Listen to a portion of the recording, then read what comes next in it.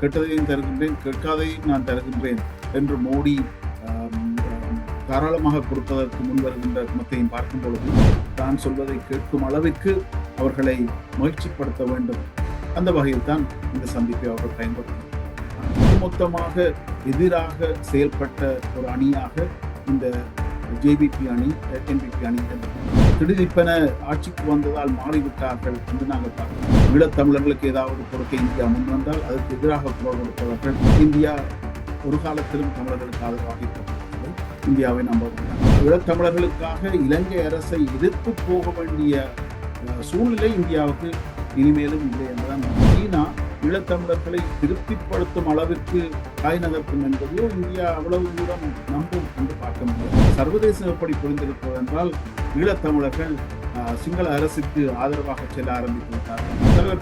அவர்கள் கூட ஒரு மொழிபெயர்ப்பாளரை தென்னகத்தை வைத்திருந்தார். V-Care Hair and Skin Clinic AFT Activated Follicular Transplant என்ற அதிநவீன ப்ரொசீஜர் மூலம் பாதுகாப்பான ஹேர் டிரான்ஸ்பிளான்ட் செய்திட V-Careக்கு கால் பண்ணுங்க. அரசியலில் நகர்த்தப்படும் காய்கள், திரைமறைவில் நடக்கும் ரகசிய பீரங்கள், உலகத் தமிழர் அறிந்தேயாக வேண்டிய உண்மைகளை தேடி ஒரு உடறுப்பு.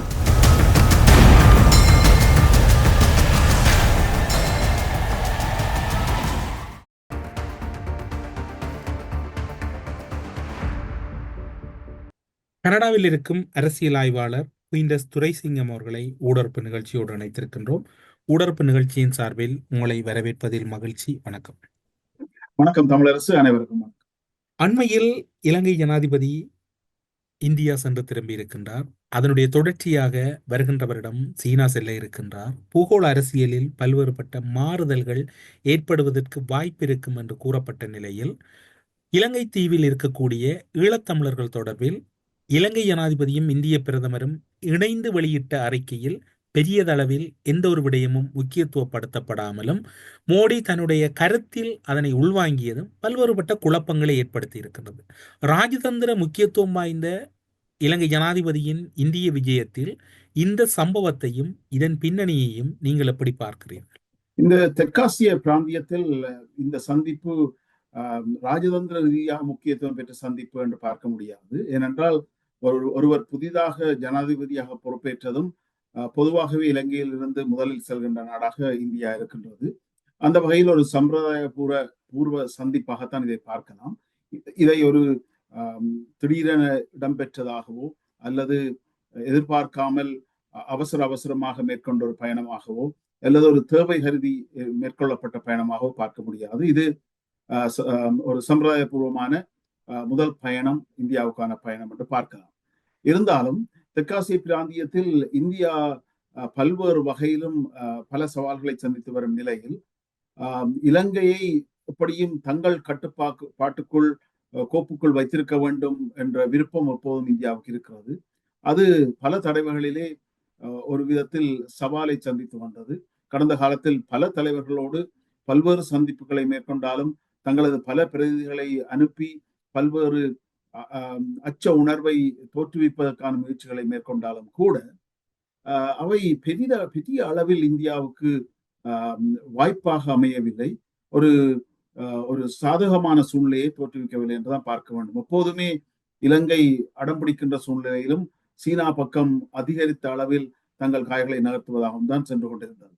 இப்போது அனுரகுமார திசநாயக்க வெற்றி பெற்ற பின்னதான காலம் என்று பார்த்தால் இந்தியா அதை ஒரு வேளையில் தங்களுக்கு வாய்ப்பான காலமாக ஒரு சந்தர்ப்பவாதத்தை சரியாக பயன்படுத்தி விட வேண்டும் என்று பார்க்கின்ற ஒரு காலமாக இந்தியா அதை பார்த்திருக்கும் என்று நினைக்கிறேன். ஏனென்றால் நடந்தவற்றை பார்க்கும் பொழுது அளவுக்கு அதிகமாக அவர்களுக்கு காட்டிய தாராளவாத அன்பும் பாசமும் அரவணைப்பும் எதையும் கொடுப்பதற்கு தயாராக இருப்பதும் கேட்காததையும் கொடுக்கின்ற சூழ்நிலையும் பார்க்கும் பொழுது கெட்டதையும் தருகின்றேன், கேட்காதையும் நான் தருகின்றேன் என்று மோடி தாராளமாக கொடுப்பதற்கு முன் வருகின்ற குணத்தையும் பார்க்கும் பொழுது இலங்கையை எப்படியும் தங்கள் கட்டுக்குள் வைத்துக் கொள்வதற்கான ஒரு முன்முயற்சியாக இதை நான் பார்க்கிறேன்.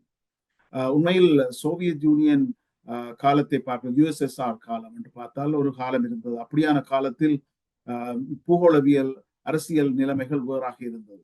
அப்போது பாகிஸ்தானுக்கு அமெரிக்கா ஆதரவு வழங்கிய நேரத்தில் இந்தியாவுக்கு முழுமையாக ரஷ்யா ஆதரவு வழங்கிய காலமாக இருந்தது. அதெல்லாம் மலையேறிவிட்ட காலமாக பார்க்கிறோம்.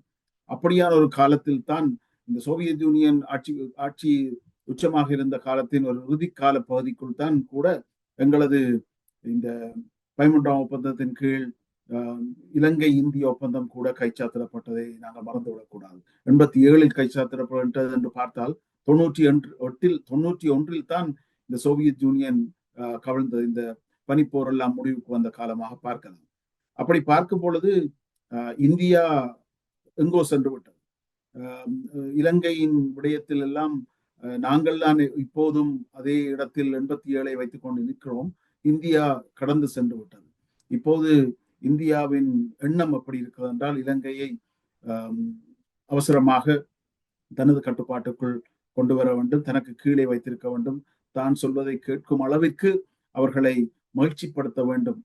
அந்த வகையில் தான் இந்த சந்திப்பை அவர்கள் பயன்படுத்தி இருக்கிறார்கள் என்று பார்க்கிறோம். உங்களுடைய கருத்தின் அடிப்படையில் இந்தியா இந்த சந்திப்பை தனக்கு சாதகமாக பயன்படுத்தி இருக்குமா அல்லது அனுரகுமார திசாநாயக்க இந்த சந்திப்பை சாதகமாக பயன்படுத்தி இருப்பாரா? ஈழத்தமிழர்கள் தொடர்பில் தொடர்ச்சியாக இந்தியா பேச மறுக்கின்றதா அல்லது பேசுவதற்கு வெறுக்கின்றதா அல்லது பேசுவதை தவிர்ப்பதற்கு முயற்சி செய்கின்றதா? அவற்றை அப்படி பார்க்க முடியாது. ஏனென்றால் இந்த சந்திப்பு நான் ஏற்கனவே சொன்னதை போல ஒரு சம்பிரதாயபூர்வமான சந்திப்பு. இந்த சந்திப்பில் அனுராவையும் அவரது ஆட்சியையும், அதாவது 3-2 வெற்றி பெற்ற அனுரா ஆட்சியை ஓரளவிற்கு தங்களுக்கு சாதகமான கொள்கைக்குள் கொண்டு வருவதாக இருந்தால் என்ன செய்ய வேண்டும் என்பதை அவர்கள் ஆராய்ந்து அதற்கேற்ற வகையில் தான் ஓரளவிற்கு அரசியல் காய்களை நகர்த்தி இருப்பார்கள் என்று பார்க்கிறேன். இப்போ இலங்கையை பொறுத்த மட்டில் மிக நீண்ட காலமாக இந்தியாவுக்கும் ஒட்டுமொத்தமாக எதிராக செயல்பட்ட ஒரு அணியாக இந்த JVP அணி, NPP அணி இருந்திருக்கிறது. அதிலே அனுரகுமார திசாநாயக்காவும் JVP அணியில் இருந்தவர் என்பதை நாங்கள் மறந்துவிடக்கூடாது. அப்படி பார்க்கும் பொழுது இந்தியாவுடனான எந்த ஒப்பந்தத்தையும் எதிர்த்தவராக, இந்தியாவோடான உறவுகளை எதிர்த்தவர்களாக, இந்தியாவை புறக்கணிப்பதற்கு முன்னின்று வழிநடத்தியவர்களாக இலங்கையிலே காணப்பட்டவர்கள் JVP, ஹெல உரிமையை உட்பட அப்படியான போக்கு கொண்டவர்கள் தான். பௌத்த சிங்கள இனவாத கொள்கையின் அடிப்படையில் வளர்ந்தவர்கள் தான் இவர்கள். திடீரென ஆட்சிக்கு வந்ததால் மாறிவிட்டார்கள் என்று நாங்கள் பார்க்க முடியாது. இந்தியாவுக்கும் அது நன்றாக தெரியும். ஆட்சிக்கு வந்திருக்கிறார்கள், ஆட்சிக்கு வந்ததனால் பல்வேறு நகர்வுகளை எடுக்க முயற்சிக்கிறார்கள், பல்வேறு வாக்குறுதிகளை வழங்குகிறார்கள். ஆனால் அவர்களுக்கு உள்ளத்திலே பின்னே அவர்களது கொள்கையிலே என்ன இருக்கிறது என்பது இந்தியாவுக்கு நன்றாக தெரியும். குறிப்பாக இந்தியாவுக்கு எதிராக பல்வேறு வகையிலும், குறிப்பாக இலங்கையில் இருந்து இந்தியாவின் இராணுவம் இலங்கையில் இருந்த பொழுது கூட அதற்கு எதிராக உச்சக்கட்டத்திலே குரல் கொடுத்தவர்கள். ஈழத்தமிழர்களுக்கு ஏதாவது கொடுக்க இந்தியா முன் வந்தால் அதற்கு எதிராக குரல் கொடுத்தவர்கள். இப்படி பலவற்றையும் சொல்லலாம். அந்த வகையில் இந்தியா வலு எச்சரிக்கை உணர்வோடு எதையும் அவசரப்பட்டு வாய் தடுமாறி கூட சொல்லி அல்லது தற்செயலாக சொல்லி கூட அவர்களை கோபப்படாமல் பார்த்து கொள்ள வேண்டும் என்ற வகையில் தாஜா பண்ணி அனுப்பியதாக அந்த வார்த்தையை காரணத்தோடு தான் பாவிக்கின்றேன். அப்படித்தான் நாங்கள் இந்த சந்திப்பை பார்க்க வேண்டும். அதனால்தான் தமிழர்களுக்கு ஏதுவான விடயங்கள் எதையும் இதிலே பெரிதாக கருத்தில் கொள்ளாமல் மிதவாத போக்குடன் அவர்களை அரவணைப்பதில் அதிக கவனம் செலுத்தி சீனாவுக்கிடம் பக்கம் காய்களை நகர்த்திவிடக் கூடாது என்ற நோக்கத்தோடு செயல்பட்டதாக பார்க்கலாம். இதுல இன்னொரு முக்கியமான விடயம் என்னவென்றால், அனுரகுமார திசாநாயக்காவின் கூட்டணி கட்சியாக இருக்கின்ற NPP என்ற கட்சி வெற்றி பெற வேண்டும் என்பதற்காக தேர்தலுக்கு முன்னதான பல மாதங்கள், கிட்டத்தட்ட வருடங்கள் என்றும் சொல்லலாம், அவர்களுக்கு அனுசரணையாக, ஆதரவாக, பின்புலமாக சீனா செயல்பட்டிருப்பதை பலரும் அறிந்திருப்பார்கள். அது பலராலும் பேசப்பட்ட விடயம். அதனால் அவ்வளவு தூரம் அவர்களுக்கு ஆதரவு கொடுத்திருக்கின்ற சீனா இவர்கள் ஆட்சிக்கு வந்த பின்னரும் நிச்சயமாக அவர்களது முக்கிய முதல் கட்ட பலமாக அமையும் என்று ஆருடம் கூறுவதால் அல்லது எதிர்பார்த்ததால் அதற்கு முன்னதாக முந்திக் கொள்ள வேண்டும் என்ற வகையில் இந்தியா கேட்டதையும் கொடுத்து கேட்காததையும் தருவதாக வாக்குறுதி கொடுத்து முந்திக் கொண்டிருக்கிறது. உங்களுடைய கருத்தின் அடிப்படையை பார்க்கின்ற போது அனுரவை கோபப்படுத்துவதை தவிர்த்த மோடி அவர்கள் அனுரவிடம் சில விடயங்களை கதைப்பதனால் அனுரவை கையாளுவதை முற்றுமுழுதாக இழந்து விடுவோம் என்கின்ற அச்சம் டெல்லியிடம் இருந்தது. அது அப்படி இருப்பதற்கு வாய்ப்பில்லை. ஏனென்றால் இந்தியாவின் வளர்ச்சி என்பது 80கள் 70களை போல. குயின்டஸ் அவர்களே, நீங்கள் கூறுகின்ற வளர்ச்சி முக்கியமாக இருந்தாலும் கூட எதனையும் அப்படி இல்லை, இந்தியா பலமாக இருக்கின்றது என்றால் ஈழத்தமிழர்கள் என்பதை இந்தியா ஒரு பொருட்டாக கருதவில்லை என்று பார்க்கலாம். அப்படி இல்லை என்று அதை எப்படி நீங்கள் பார்க்க வேண்டும் என்றால் அதை ஃபிளிப் பண்ணி பார்க்க வேண்டும். அதாவது ஈழத்தமிழர்கள் விடயத்தில் இந்தியா ஆதரவாக இருக்கிறதா என்ற கேள்வி வந்தால் ஈழத்தமிழர்கள் இந்தியாவுக்கு ஆதரவாக இருக்கிறார்கள் இல்லை. ஈழத்தமிழர்களின் நீங்கள் எப்படி கூறுவீர்கள்? குறிப்பாக சொல்ல போனால் இந்திய மீனவர்களுடைய வரலாறுகளை எடுத்து பாருங்கள். 2009ஆம் ஆண்டுக்கு பின்னர் யுத்தம் முடிந்த பின்னர் தான் இந்திய மீனவர்கள் கடற்பகுதியில் துப்பாக்கிகளுக்கு இலக்காகின்றார்கள். பல்வேறுபட்ட விடயங்கள் இருந்தது.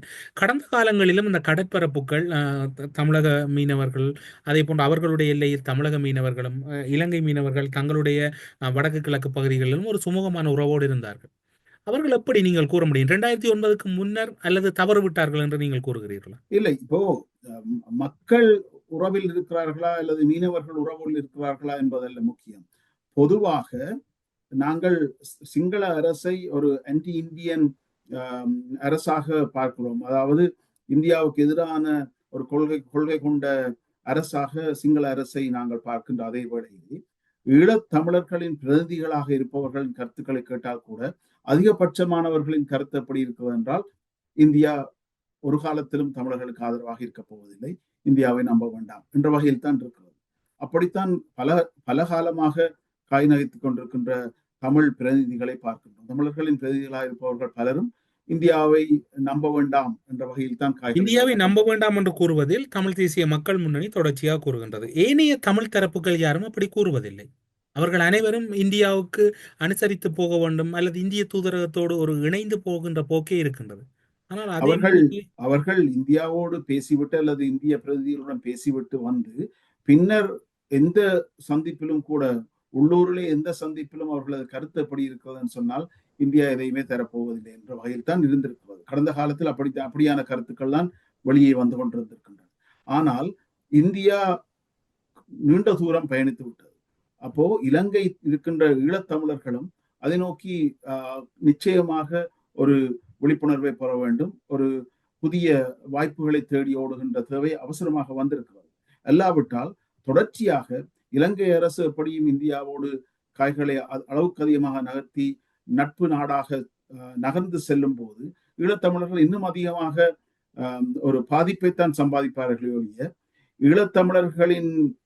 ஈழத்தமிழர்களுக்காக இலங்கை அரசை எதிர்த்து போக வேண்டிய சூழ்நிலை இந்தியாவுக்கு இனிமேலும் இல்லை என்றுதான் நான் பார்க்கிறேன். அதனால் இந்தியா இலங்கையை சம்பாதிப்பதற்காக அல்லது இலங்கையின் ஆதரவை பெறுவதற்காக ஈழத்தமிழர்களை அரவணைத்து செல்லும் என்பது என்னை பொறுத்த மட்டில் ஒரு பால் கனவாகத்தான் இருக்கும். ஏனென்றால் இந்தியாவின் காய் நகரத்துகள் ஒரு திசையில் செல்ல ஆரம்பித்து இந்தியாவை பொறுத்தவரையில் வடக்கு கிழக்கு இல்லாமல் இலங்கையில் எதனையும் சாதித்து விடலாம் என்று நினைக்கின்றீர்கள்? என்னை பொறுத்த மட்டில் வடக்கு கிழக்கையும் சேர்த்து இலங்கையை ஒட்டுமொத்தமாக தங்கள் கட்டுப்பாட்டுக்குள் வைத்திருக்கலாம் என்றுதான் பார்க்கிறார்கள். ஆனால் சீனாவினுடைய ஈடுபாடும் ஆங்காங்கே அதிகரிக்கின்றது அல்லவா? வடக்கு மாகாணத்தை பொறுத்தவரையில் குறிப்பாக ஈழத்தமிழருடைய மனநிலை இந்தியாவோடு நாங்கள் உறவாக இருப்பதை விட எதுவுமே புரியாது சீனாவோடு உறவாக இருப்பது என்பது எங்களுடைய பிரதேசத்தினுடைய அபிவிருத்தியிலும் அல்லது எங்களுடைய பிரதேசத்தினுடைய மீழ்ச்சியிலும் ஓரளவு புதிய யுகம் திறக்கப்படலாம் என்று பார்க்கப்படுகின்றது. குறிப்பாக என்று பாருங்கள், வடமாகாணத்தில் இருக்கக்கூடிய மீனவர்களுக்கு உலருணர்வுகளை கொடுக்கின்றது சீனா. யாழ் நூலகத்தை புனரமைப்பு செய்கின்றது நவீனத்துவத்தில்.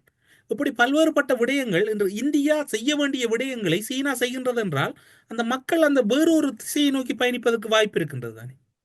அந்த சமிக்கைகள் சீனா காட்டுக்கொண்டுதான் இருக்கிறது. ஆனால் இந்தியாவுக்கு தெரியும் ஈழத்தமிழர்கள் சீனாவிடம் செல்வதையோ அல்லது சீனா ஈழத்தமிழர்களை திருப்திப்படுத்தும் அளவிற்கு காய் நகர்த்தும் என்பதையோ இந்தியா அவ்வளவு தூரம் நம்பும் என்று பார்க்க முடியாது. இப்போ எப்படி நீங்கள் பார்க்க வேண்டும் என்றால் சீனாவிடம் ஈழத்தமிழர்கள் ஒட்டுமொத்தமாக சரணடைந்து சீனாவை வைத்து இந்தியாவுக்கு எதிராக காய் நகர்த்தும் அளவிற்கு இவர்களது சாணக்கியமும் இவர்களது ஆற்றலும் அரசியல் வலிமையும் இருக்குமா என்று கேட்டால் இந்தியாவுக்கு தெரியும் அதனுடைய பதில் என்னவென்று.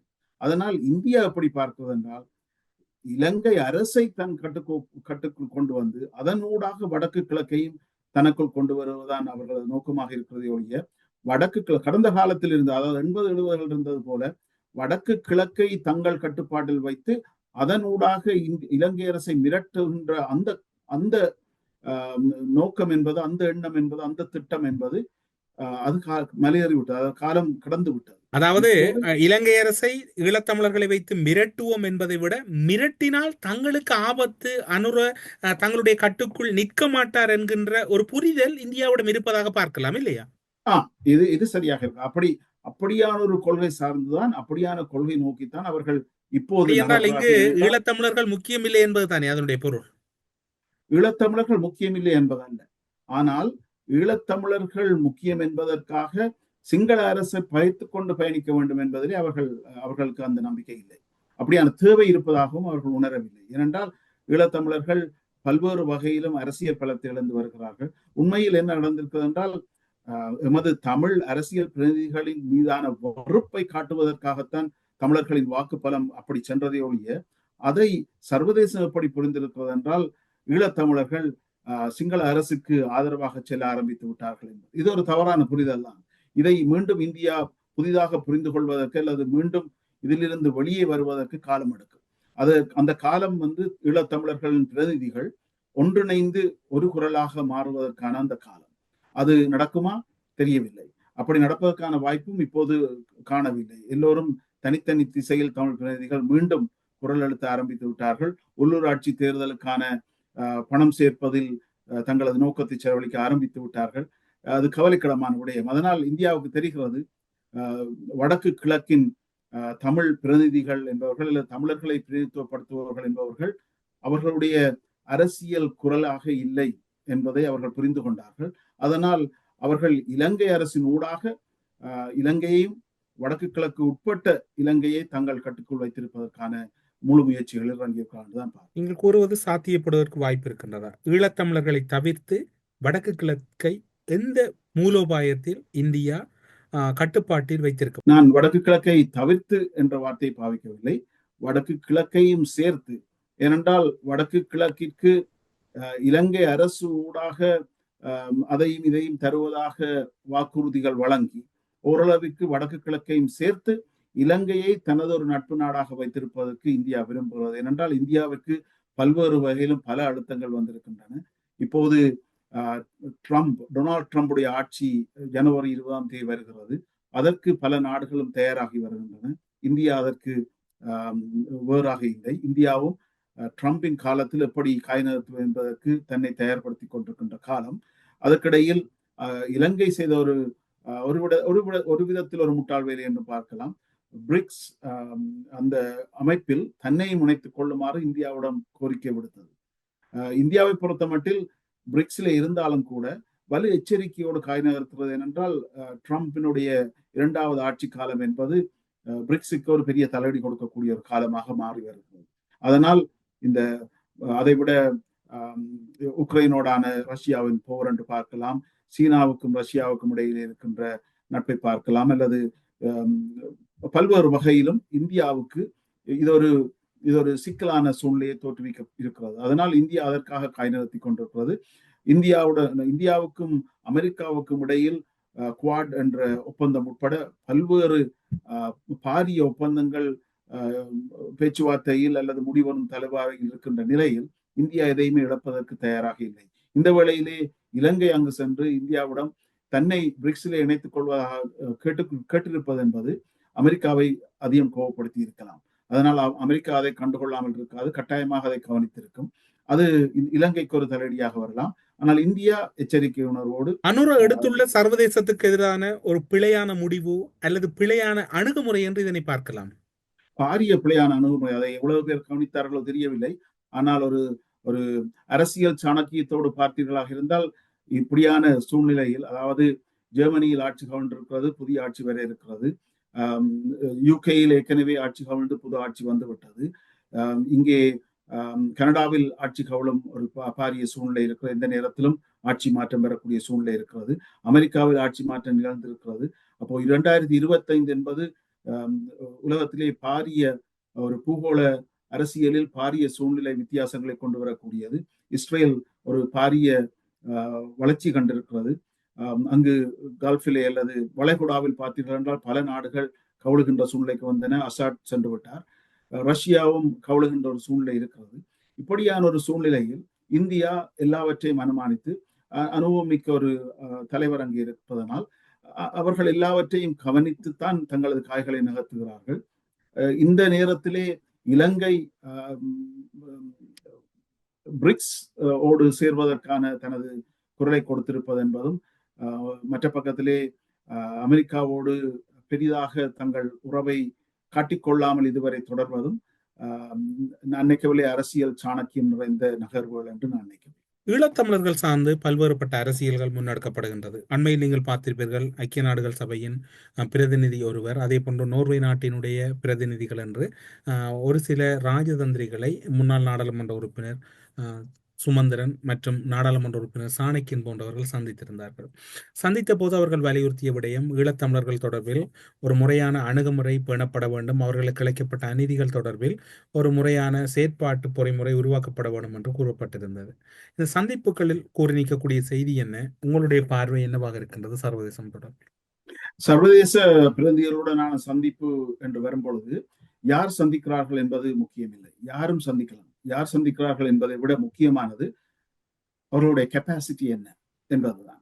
அவர்கள் என்ன தற்போது அவர்கள் சந்திக்கும் சூழ்நிலையில் சந்திக்கும் போது, அதற்கு முதல் நாள் இருந்திருக்கலாம், அதற்கு மறுநாள் வரக்கூடியதாக இருக்கலாம், ஆனால் அன்று சந்திக்கும் வேளையில் அவருடைய கெப்பாசிட்டி என்ன, அவர்கள் என்ன துறை சார்ந்து இருக்கிறார்கள், என்ன பொசிஷன்ல இருக்கிறார்கள், என்ன யாரை பிரதிநிதித்துவப்படுத்துகிறார்கள், எந்த மட்டத்திலே எந்த கட்டத்திலே என்ன உயர் பதவியிலே இருக்கிறார்கள் என்பதுதான் முக்கியமானது. அப்படி பார்க்கும் பொழுது ஈழத்தமிழர்களின் பிரதிநிதிகள் என்பவர்கள் முட்டாள்தனமாகத்தான் தொடர்ந்து நடந்து கொண்டிருக்கிறார்கள் என்றுதான் பார்க்கிறேன். முக்கியமாக மக்கள் இப்போது புதிய பிரதிநிதிகளை தெரிவு செய்திருக்கிறார்கள். எந்த கட்சியாக இருந்தாலும் தமிழ் வடக்கு கிழக்கின் பிரதிநிதிகள், அரசியல் பிரதிநிதிகள் தான் சென்று சந்திக்க வேண்டும். ஆங்கிலத்துக்காகவோ அல்லது வேறு தேவைக்காகவோ தோல்வியடைந்தவர்களை அழைத்து செல்வது என்பது தவறு. அவர்கள் பெரிய ராஜாக்களாக இருக்கலாம், அவர்கள் என்ன பதவியிலும் முன்னர் இருந்திருக்கலாம், ஆனால் அங்கே பதிவு செய்யப்படும் பொழுது அவருடைய கெப்பாசிட்டி என்ன என்பது பதிவு செய்யப்படும். அதாவது உதாரணமாக அமெரிக்க பிரதிநிதிகளை சென்று இருவர் சந்திக்கிறார்கள் என்றால் அவர்களில் ஒருவர் தற்போதைய எம்பி, மற்றவர் முன்னாள் நாடாளுமன்ற உறுப்பினர் என்று வரும் பொழுது அது கணக்கில் எடுக்கப்படாது. முன்னாள் நாடாளுமன்ற சரி, இப்போது என்ன, இப்போது ஒன்றும் இல்லை. அப்போ அது இப்போது அவர் ஜனாதிபதி சட்டத்தரணியாக இருக்கின்றார், மொழி புலமைகளை தெரிந்தவராக இருக்கின்றார் மற்றும் சர்வதேசங்களோடு தொடர்புகளை பேணியவர் தானே. அவர் இன்னும் ஒரு விடயத்தை நோர்வே தூதுவர்களான சந்திப்பில் வெளிப்படுத்தி இருக்கிறார். பயங்கரவாத தடை சட்டத்தை முற்றாக நீக்குவதாக புதிய அரசியலமைப்பு மற்றும் மாகாண சபை தேர்தல் நடத்தல் என்பவற்றை நடவடிக்கை விரைந்து முன்னெடுப்பதில் அரசு பின்வாங்குவது போல் தென்படுகிறது என்று இலங்கை தமிழரசு கட்சியின் உறுப்பினர்கள் சுமந்திரன் மற்றும் சாணக்கியன் போன்றவர் குறிப்பிட்டிருக்கின்றார்கள். இப்போது தமிழரசு கட்சியில் பேசப்படுகின்ற விடயம் மொழிப்புலமை. சட்டத்தரணியாக இருந்தால் அவர்கள் இப்படியான நடவடிக்கையில் ஈடுபடலாம் என்று, அதனையே நீங்கள் முரணாக பார்க்கிறீர்கள். இப்போ தமிழரசு நீங்கள் சொல்லும் பொழுது கூட எல்லா விடயத்திலையுமே பாஸ்ட் டென்ஸ் தான் பாவித்தீர்கள். அவர் பேணி இருந்தார், முன்னர் அப்படி இருந்தார், முன்னர் சந்தித்திருந்தார், ஏனைய திட்டங்களை வகுத்திருந்தார். அதை சர்வதேச பிரதிநிதிகள் அப்படி பார்க்க மாட்டார்கள். அமெரிக்காவிலே 4 வருடத்துக்கு ஒரு முறை ஆட்சி மாற்றம் இருக்கிறது. அப்போ இப்போ போய் நாங்கள் சுனாக்கோடு, யூகேயில் இருக்கின்ற சுனாக்கோடு போய் பேசுவது என்பதை முன்னாள் பிரதமர் தானே என்று நாங்கள் சொல்லிக் கொள்ளலாம். ஆனால் அவர் அடுத்த கட்டத்துக்கு எதையுமே நகர்த்த முடியாத இடத்தில் தான் இருப்பார். அதே போல அமெரிக்காவில் சென்று இப்போ ஜோ பைடனுடைய ஆட்சி என்றால் கிட்டத்தட்ட அவரது ஆட்சி முடிவுக்கு வருகிறது. அந்த பிரதிநிதியுடன் பேசுவது கூட நகைச்சுவையாகத்தான் பார்ப்பாங்க. ட்ரம்ப் ஆட்சி பிரதிநிதிகளுடன் தான் கதைக்க வேண்டும். கனடாவில் பார்த்தீர்களா இருந்தால் இப்போது ஆட்சி கவலை இருக்கிறது.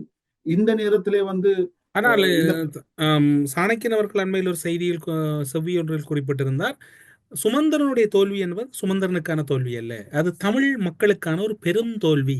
அவர் திட்டமிட்டு தோற்கடிக்கப்பட்டிருக்கின்றார், அவர் தோல்வியடையவில்லை. இலங்கை தமிழரசு கட்சியில் அவர் தோற்கடிக்கப்பட்டார் யாழ் மாவட்டத்தில் என்று குறிப்பிட்டிருக்கிறார். அவர் இனத்திற்கு முக்கியமாக தேவையான ஒருவர், அதனை மக்கள் புரிந்து கொள்ளவில்லை என்கின்ற கருத்தை முன்வைத்திருக்கிறார். அவர் என்ன சாணக்கியன் எதையும் சொல்லலாம், அல்லது வேறு மற்றவர்களும் கூட பலர் அவருக்காக வக்காலத்து வாங்கலாம். ஆனால் ஒரு விடயம் முக்கியமானது என்னவென்றால் மக்கள் தங்களது கருத்தை வெளிப்படுத்தி இருக்கிறார். தேர்தலிலே வெற்றி அவர் பெறவில்லை. அதனால் தேர்தலிலே வெற்றி பெற்றவர்கள் தான் நாடாளுமன்றம் சென்று குரல் எழுப்பலாம். அவர் ஆனால் சுமந்திரன் அவர்களும் இன்னும் ஒரு விடயத்தை குறிப்பிட்டிருந்தாரே, கடந்த முறையும் நான் 2வது தெரிவு செய்யப்பட்டேன், இம்முறையும் நான் அந்த பட்டியலில் தமிழரசு கட்சியில் 2வது இருக்கின்றேன், 2வது 2 ஆசனங்கள் கிடைக்கப்பெற்றிருக்குமாக இருந்தால் நான் நாடாளுமன்ற உறுப்பினர், எனவே இதனை நான் தோல்வியாக பார்க்கவில்லை, கட்சி ஒரு ஆசனத்தை இழந்திருக்கின்றது, அது என்னுடைய தோல்வி அல்ல என்று குறிப்பிட்டார்கள். அப்போ இப்போது இன்னும் ஒன்றையும் குறிப்பிடுகிறார்கள், மாவை சேனாதிராஜா அந்த பதவி விலகல் கடிதம் ஒன்றை வெளிப்படுத்தியதனால் தான் யாழ் மாவட்டத்தில் இலங்கை தமிழரசு கட்சி தோல்வி அடைந்தது என்கின்றார். அவர் சொல்லட்டும். யார் கேட்டார்கள் அவரிடம்? ஏன் தோற்று போனாய் என்று யார் கேட்டார்கள்? தோல்விதான். அது எதற்காக என்று பார்த்தால் எல்லோரும் காரணத்தோடு வருவார்கள். கிறிஸ்தவானந்தாவும் காரணம் வைத்திருக்கிறார், பிள்ளையானும் காரணம் வைத்திருக்கிறார், சுமந்திரனும் காரணம் வைத்திருக்கிறார், ஏனையவர்களும் காரணம் வைத்திருக்கிறார். தோல்வியடைந்த சத்தியலிங்கத்தை கொண்டு வந்து இங்கே திரும்பவும் போட்டிருக்கிறார். அதாவது மக்கள் சொன்னார்கள் அவரை தாங்கள் தெரிவு செய்யவில்லை என்று. ஆனாலும் சுமந்திரன் பரவாயில்லை, அவர்தான் போக வேண்டும் என்று அங்கே நாடாளுமன்றம் அனுப்பியிருக்கிறார். அப்போ இது தவறான வாதம். அதாவது இந்த ஹைப்போதெட்டிக்கல் ஆர்கியூமெண்ட் என்று சொல்வார்கள்.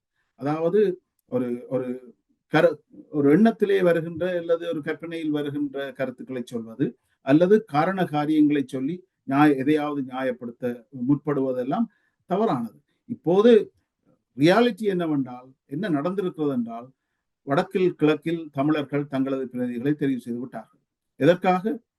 அவர்கள் மீது இருந்த வெறுப்பாக இருக்கலாம், அல்லது தற்செயலாக அத்தனை மக்களுமே, வடக்கு கிழக்கில் வாழ்கின்ற அத்தனை மக்களுமே ஒன்றிணைந்து பேசி கதைத்து வேண்டுமென்று தவறுதான முடிவு எடுத்திருக்கிறார்கள் என்று தான். அப்படிதான் நீங்கள் சொன்னதை, சாணக்கியன் சொன்னதை பார்க்க வேண்டும். அதாவது வடக்கு கிழக்கின்ற அத்தனை மக்களும் பேசி வைத்துக் கொண்டு வாக்கு போட வேண்டாம் என்று திட்டமிட்டு பழி வாங்கியிருக்கிறார். அப்போ கடந்த காலத்தில் 22 பிரதிகளை தெரிவு செய்யும் பொழுது அப்படி செய்யவில்லையா தமிழ் மக்கள்? அப்போதும் பேசி இருக்கலாம் தான். அப்போ மற்ற அதில் தோல்வி அடைந்தவர்களும் இருக்கிறார்கள். அப்போ தோல்வி அடைந்தவர்கள் அப்படித்தானே சொல்லியிருப்பார்கள், தமிழர்கள் வேண்டும் என்று எங்களை தூக்கி எறிந்து விட்டார்கள். அப்படி அல்ல, தேர்தலிலே இது நடந்திருக்கிறது. இதற்கான காரணத்தை, சரியான காரணத்தை ஆராய்ந்து அதிலிருந்து படிப்பினை படித்து கொண்டு மற்ற அடுத்த கட்டம் நோக்கி நகர்வதற்கு முன்னேற வேண்டும். ஆனால் இப்போது பார்த்தீர்களாக இருந்தால், தேர்தல் நடந்து சில மாதங்களுக்குள்ளே உள்ளூராட்சி தேர்தலுக்கு பணம் சேர்ப்பதற்காக அங்கு மட்டுமில்லை வெளிநாட்டுக்கும் பயணம் செல்லும் அளவுக்கு வந்து விட்டார்கள். வெளிநாட்டுக்கு இப்போது பயணம் செய்து வெளிநாட்டிலே இருக்கின்ற பிரதிநிதிகளை சந்திப்பது என்பது எச்சரிக்கை உணர்வோடு கவனமாக காய் நகர்த்த வேண்டியது. ஏனென்றால் இப்போது வெளிநாடுகள் எப்படி பார்ப்பது என்றால், இலங்கையை புதிய ஒரு தலைவர் வந்திருக்கின்றார், 2 3 ஒரு வாக்கு பலத்தோடு வந்திருக்கின்றார். அவருக்கு அடுத்த கட்டமாக என்ன செய்ய போகின்றார் என்பதற்கு 3 பெரும்பான்மையோடு வந்திருக்கின்றார் இல்லையா? 3 பெரும்பான்மையோடு வந்திருக்கின்றார். அவருக்கான வாய்ப்பை கொடுத்து பொறுத்திருந்து பார்க்க வேண்டும். அப்போ இவர்கள் அதற்குட ஓடி வந்து இங்கே கதைப்பது என்பது என்னத்தை காட்டுகிறது என்றால், தங்களது சொந்த தேவைக்காக. நீங்கள் நம்புகிறீர்களா பிரித்தானியா, கனடா போன்ற நாடுகள் இலங்கை அரசு மீது ஒரு கடுமையான நடவடிக்கைகளை எடுக்கும், அல்லது ஆட்சியில் பலமான ஆட்சி அமைந்தால் இலங்கைக்கு எதிரான நிலைப்பாடுகளை நோக்கி நகரும் என்று? இப்போ இலங்கையில் இருக்கின்ற புதிதாக வந்திருக்கின்ற ஆட்சி, அனுரகுமார திசாநாயக்கவனுடைய ஆட்சிப்பிடம் கொள்கை வெளியிட்டு ஆட்சிப்பிடம் ஏறியிருக்கிறது. 3/2 பெரும்பான்மையை பெற்றிருக்கிறது. அவர்களுடைய கொள்கை பிரகடனத்தில் தமிழர்களுடைய பிரச்சனையையும் அணுகுவோம், கைதிகளை பற்றி யோசிப்போம், அரச புதிய இது உருவாக்குவோம், கான்ஸ்டிடியூஷனை உருவாக்குவோம், இவையெல்லாம் அங்கே கொடுக்கப்பட்டிருக்கிறது. அப்படி நம்பிக்கை கொடுக்கப்பட்டிருப்பதனால் செய்கிறார்களா என்பதற்கான ஒரு வாய்ப்பை கட்டாயமாக அவர் ஆராய்வார்கள். அதனால்தான் இப்போது அடுத்த வருடம் கூட மீண்டும் இன்னும் ஒரு வருடம் அவர்களுக்கு மேலதிகமாக கொடுப்பதற்கு கூட ஓரளவுக்கு பாசிட்டிவாக ஆலோசனை நடக்கிறது. அதே நேரத்தில் IMF ஏன் உடனடியாக இணங்கி மேலதிக பணத்தை கொடுத்தார்கள்? ஏனென்றால் இவர்களுடைய கொள்கை பிரகடனத்தில் சாதகமான பல விடயங்கள் இருக்கின்றன. சரி, பார்ப்போம். அப்படித்தான் சர்வதேசம் இதை பார்க்கிறது. அதற்காக சர்வதேசம் இனி வரப்போகின்ற 20 வருஷத்துக்கு அவர்களுக்கு ஓப்பன் விசா கொடுத்ததுன்னு சொல்ல முடியாது. ஆனால் இப்போது ஓப்பன் விசா இருக்கிறார்கள். அதனால் இது சரியான தருணம் அல்ல பேசுவதற்கு. அதாவது இதற்கு முன்னதான காலத்தை பார்த்தீர்கள் என்றால், மிக குறிப்பாக நீங்கள் பார்த்தீர்கள் என்றால், நல்லாட்சி காலம் வருகின்ற போது நல்லாட்சி காலத்துக்கு ஒரு கால அவகாசம் வழங்குவோம் என்றார்கள். அதன் பின்னர் கோட்டாபாய ஆட்சி அமைக்கின்ற போது அவர் ஆட்சிக்கு புதியவர், அவருக்கு ஒரு கால அவகாசம் வழங்குவோம் என்றார்கள். பொருளாதார நெருக்கடி ஏற்பட்டது. அதன் பின்னர் புதியவராக அனுர வந்திருக்கின்றார். இனி வருகின்ற விடயத்தில் இனி யார் வரப்போகின்றார் என்பது யாருக்கும் தெரியாது. அப்படியாக நீங்கள் சொல்லுகின்ற கணக்கின்படி பார்த்தால் 15 ஆண்டுகளையும் இப்போது முடிக்கப் போகின்றது இந்த விடயத்தில். தொடர்ச்சியாக புதியவர்கள் வருகின்ற போது இப்படியான ஒரு நடைமுறையை கையாளுவது என்பது ஒரு பாதிக்கப்பட்ட இனத்தை ஏமாற்றுவது போன்ற ஒரு செயற்பாடாக அமையாது. இல்லை தமிழரசு, இங்கேதான் நாங்கள் பிழைவிடுகிறோம். அதாவது 2009ஆம் ஆண்டு இந்த மிக மோசமான இன அழிப்போடு இந்த போர் முடிவுக்கு வந்த காலத்தில் இந்த இன அழிப்பின் மீது கட்டாயமாக விசாரணை நடத்தப்பட வேண்டும், சர்வதேச அழுத்தம் அதிகரிக்கப்பட வேண்டும் என்ற வகையில் சர்வதேச நாடுகள் கூட மிக உச்சகட்டத்திலே பல்வேறு ஆதாரங்களோடு முன்னுக்கு வந்தது. இந்த மனித உரிமை மீறல்கள், போர் குற்றங்களை விசாரிப்பதற்கான கடும் அழுத்தங்களை கொடுத்து கொண்டிருந்த அந்த நேரத்தில் தமிழ் பிரதிநிதிகள் தவறிழைத்தார். அவர்கள் அதை மாற்றி உள்ளூர் விசாரணை, ஹைபிரிட் விசாரணை, சர்வதேசம் இதிலே தலையிட தேவையில்லை என்ற இலங்கை அரசின் விருப்பங்களை இவர்களும் ஆதரவு கொடுத்து காப்பாற்ற முயன்றார்கள். இலங்கை அரசை காப்பாற்ற முனைந்ததால் தான் அந்த காலம் தப்பி போனது.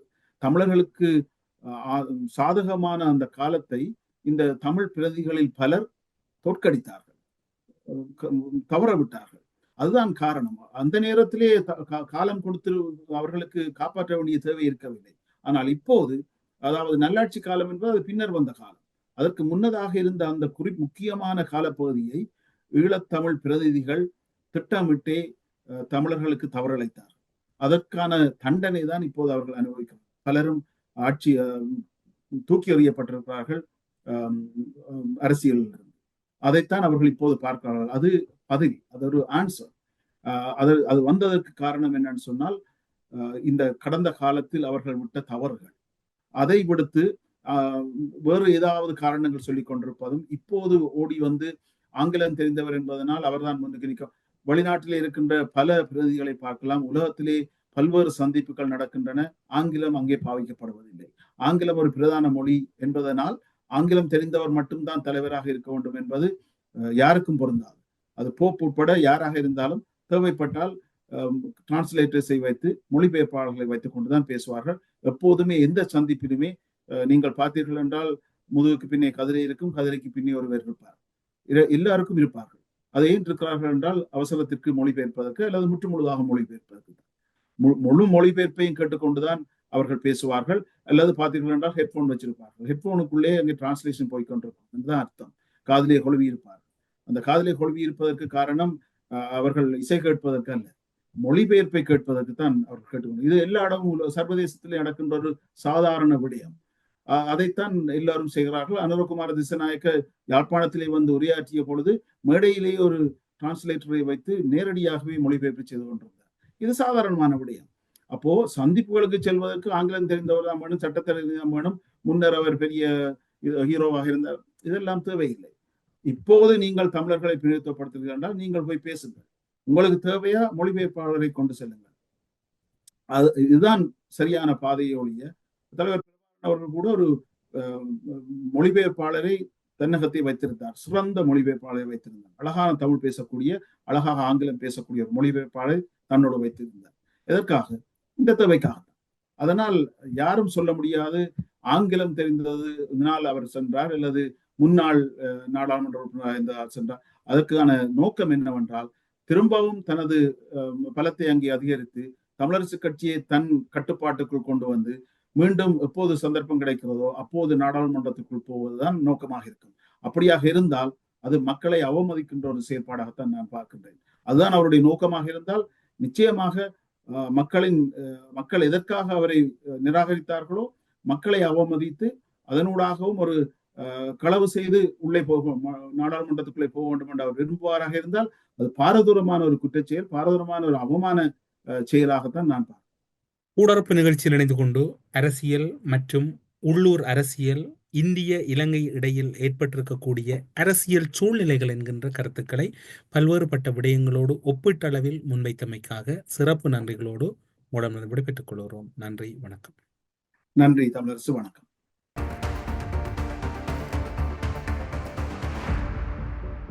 We care hair and skin clinic AFT activated follicular transplant என்ற அதிநவீன ப்ரொசீஜர் மூலம் பாதுகாப்பான ஹேர் டிரான்ஸ்பிளான்ட் செய்திட வி கேருக்கு கால் பண்ணுங்க. அரசியலில் நகர்த்தப்படும் காய்கள், திரைமறைவில் நடக்கும் ரகசிய பீரங்கள், உலகத் தமிழர் அறிந்தேயாக வேண்டிய உண்மைகளை தேடி ஒரு உடறுப்பு.